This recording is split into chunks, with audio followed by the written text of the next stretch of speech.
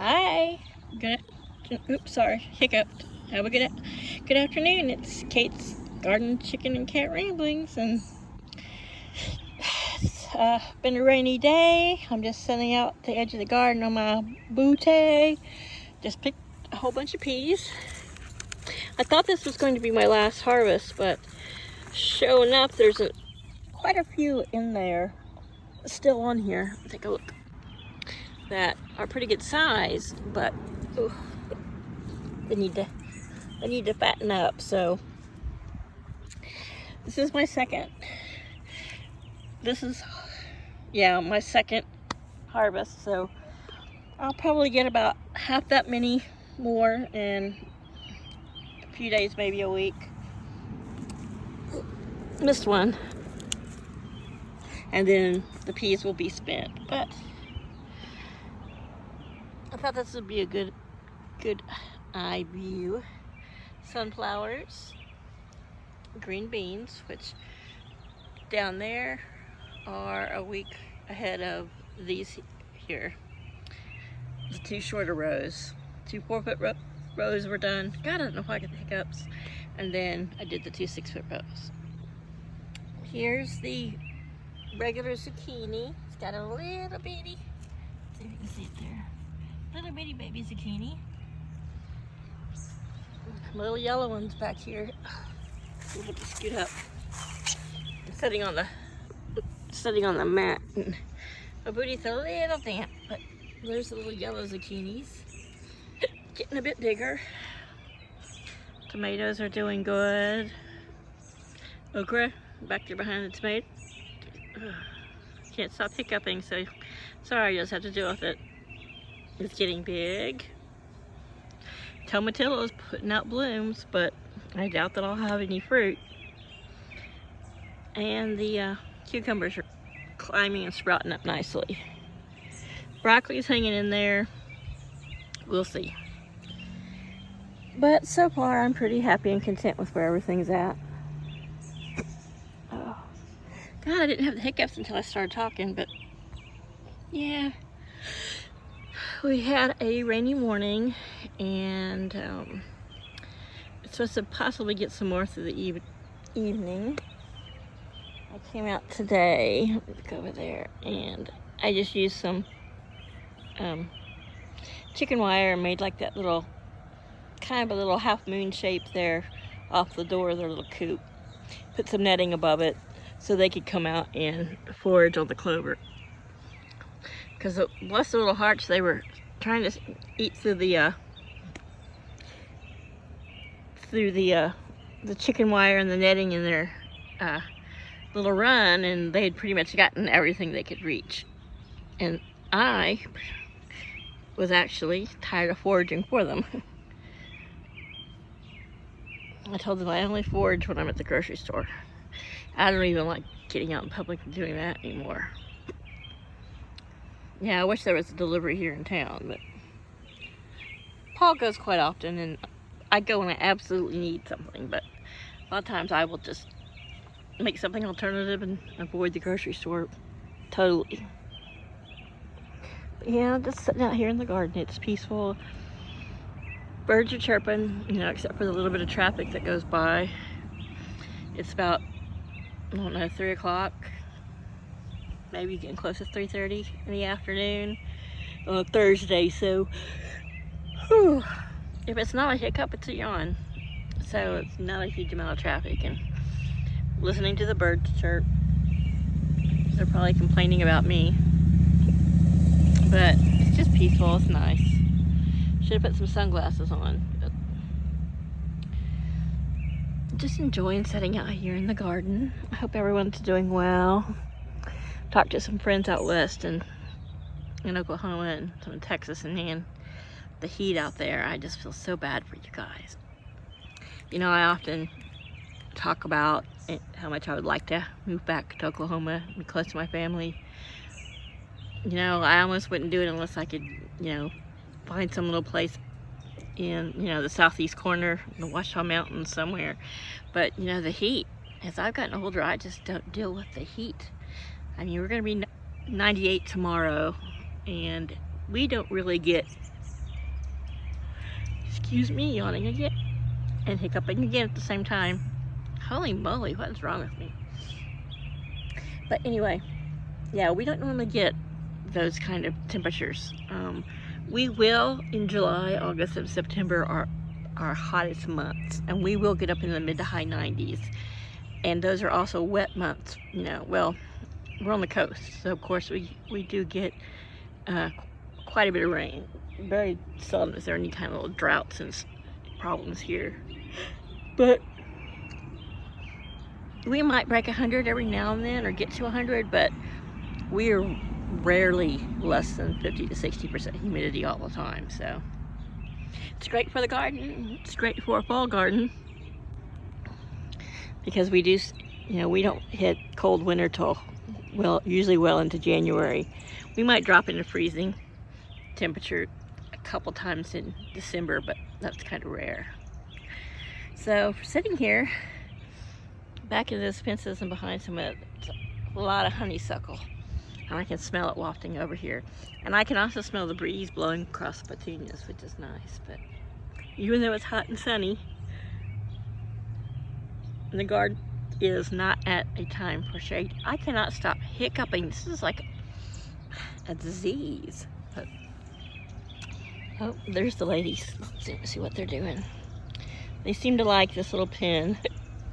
It's only 4 feet wall, and then I had some netting that I had pieces left over, and so I just, you know, laid it over the top. And I've noticed, like, it's in shade now in that area, which I may be moving over there shortly. They run back inside if they, you know, if they were getting too hot, or if they saw the shadow of a bigger predatory type bird. But typically the only predatory type birds are going to be owls, and I think what they're really seeing is the oops, sorry, hiccup again, the turkey vultures flying over, which I've tried to tell them, ladies, they only want you if you're dead and stinky. But you know, as a prey animal, they don't take my word for it. But look at them, there's the chickens. I don't know where Chaos is. He's probably back this direction on the other side of me. There's a lot of cats next door. Some feral, some semi-feral, some pets, and he likes to go back there and scrap with them and do his thing. Be so glad to take down this totally ruined trellis. But let's go over and say hey to some chickens. My booty was getting wet sitting down there anyway. Sorry, I'm a horrible camera person. Hey ladies! Every time I say hey ladies, I think of the Beastie Boys. Hey ladies! We're gonna sit and talk with y'all a little bit. How's it going? How you enjoying your little extra pen annex there? Yeah? Where you running so fast? Yeah. So I just use the hoe to prop open their little door enough that they can get out, and I'm using the shovel to keep the chicken wire roll from falling over, and I kind of got it hooked into the edge of the pen here, and using my garden weasel to make sure it stays, and just giving them a little area to forage. What's up, Luna? You gotta go out the door. You're on the wrong side. And right there, that tan spot is where I dumped out their dust bath stuff. Like I said, they were didn't want to dust bathe in the pan. I didn't think they would, but we gave it a shot just in case. But this morning when I came out to, after I let them out, I peeked out the window. It had standing water in it because it, you know, it was full of sand and dust bath mixture, and they were just walking around in it, you know, eating little pieces of crystal and dirt and sand. And I was like, all right, you guys, it's not a wading pool. But they're getting really big. I mean, they're not near the size, you know, they're only a little over 8 weeks old, so. But yeah, they're at 2 months, they're doing pretty good. And they're all gaining weight. And the biggest one is still Bonnie Lassie with her little crooked beak. This morning I brought them out some fermented food and mixed a little powdered sea kelp in with it. And they were like, "Yum, this is so tasty, Mom." But they love clover. Last night I was just picking one little piece of clover at a time and, you know, putting the little, you know, has 3 leaves, sticking it through there, and they were fighting over who was going to take it out of my hand. There you go, Luna. Yeah. So I made sure the opening in and out is pretty small and nothing can get to them from above. And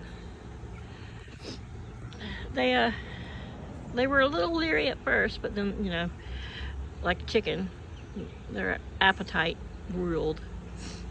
So and I wanted them to do a lot more foraging, which they of course have, you know, pretty much foraged any grass that was on this side of half of their pen. This is the back side, and from that corner back it's pretty much shaded all the time by the spruce, so there wasn't a lot of grass.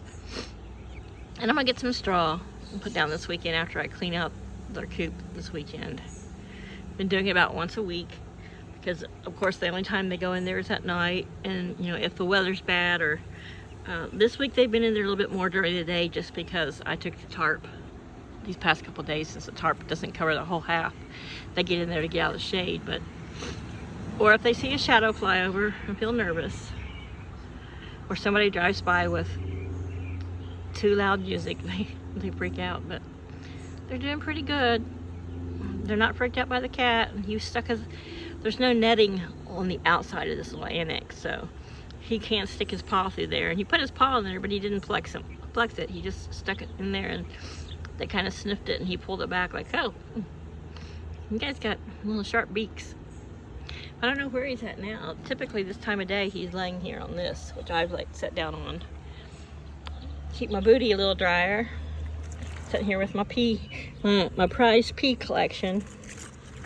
I'm definitely going to make plant a fall crop because I just love these Mr. Big Peas. They're so huge, so tasty. And so I'm gonna get these shelled and cooked up, and I think I'm gonna have mashed potatoes so I can mix them with my mashed potatoes tonight. That's one of my favorite things.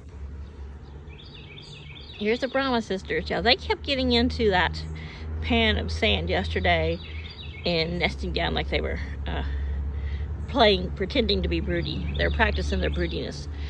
Of the 6 I have, they will be the most likely to act broody once they start laying. But of course, you know, they ain't hatching nothing from those eggs. I'm very tempted to get a rooster. I'd love to have a rooster just to, you know, let them have some babies and as extra protection while they're wandering the yard for, you know, just getting to free range and forage. There's a chance that my neighbors back there could bitch. They're in town limits, but I am not, so I may see if I can, you know, find a breed that maybe is not as super vocal. And without competition, you know, there might not be as vocal as they tend to be, but you never know with a rooster. And I don't want him, you know, harassing the chickens and them getting bald spots from overzealous mating and that kind of stuff. But I may just stick with hens. But, you know, I'm a sucker for a sad story, and you always hear about people, you know, something happening and they have to get rid of their chickens, but nobody wants the rooster. And so we'll see.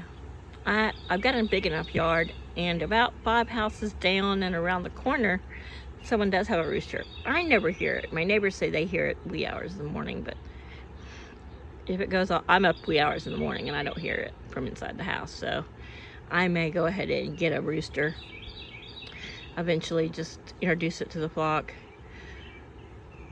once they're free roaming, but they're going to free range not until after well, they won't start laying until September, and once they are full grown, which will probably be about September, let's see, May, June, July, August, September. Yeah, after September they're going to hit 5 months, mid-September. So at about that point, I'm going to let them, you know, by the time they're 6 months old, they're going to be able to free range.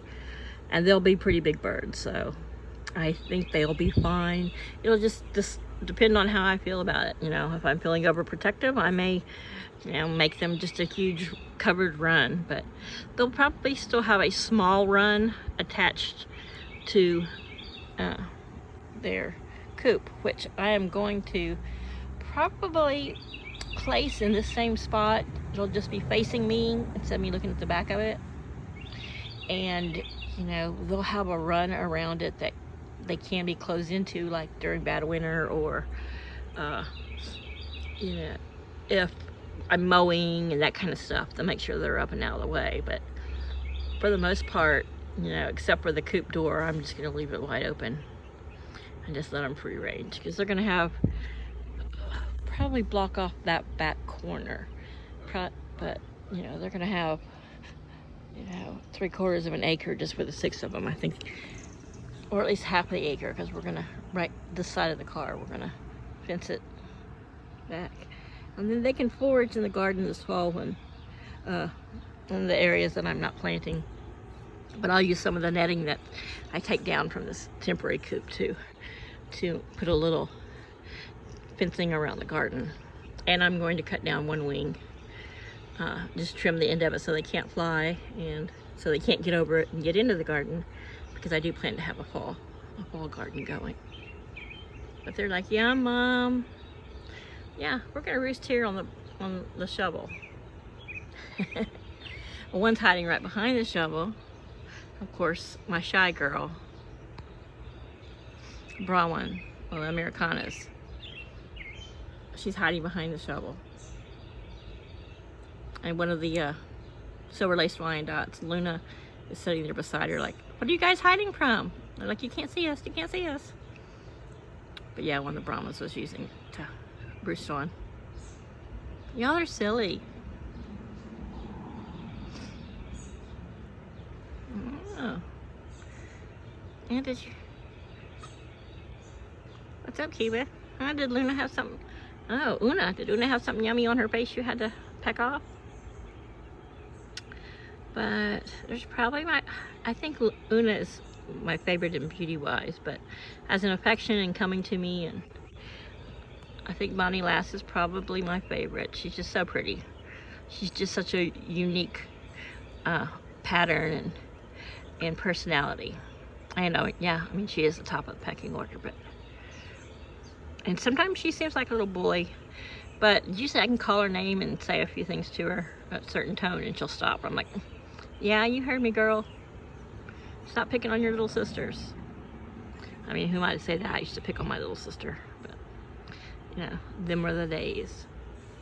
Now, you know, oh my gosh, we have to get our children counseling, and sometimes they're picking on each other, and they're hurting each other's feelings. I'm not going to get into the whole madness of that mentality, but anyway, yeah, gotta have some healthy competition. You gotta have one who's the strongest, because you gotta have a strong one to take care of the other ones. And they're all gathered right here at the door, where there's no grass right there. That's where I've been coming in and out. It's kind of just brown and wet from being trampled, and that's where they're all going to sit down. Yeah, let's sit down in the wettest spot here. Nothing to eat, but we're going to sit here by the shovel, because the shovel has proven to be a hot spot. Bonnie Lass, you need to go talk to your girls. Go talk to your minions. Let them know that that is just not where they need to be sitting.